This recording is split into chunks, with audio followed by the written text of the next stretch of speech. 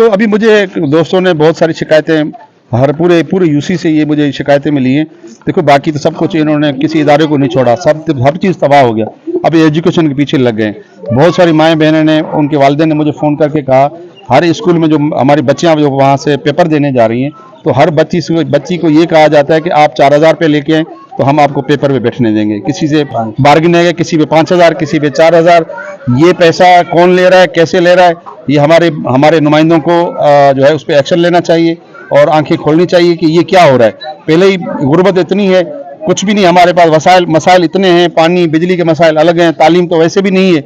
अगर थोड़ी बहुत बच्चे हमारी अगर वालिदैन अगर मेहनत करके उनको आगे ले आ रहे हैं, तो आज अगर पेपर पे जाने के लिए वो 4000 और 5000 भर के जाएं, ये हमारे लिए और सबके लिए डूबने का मकाम है।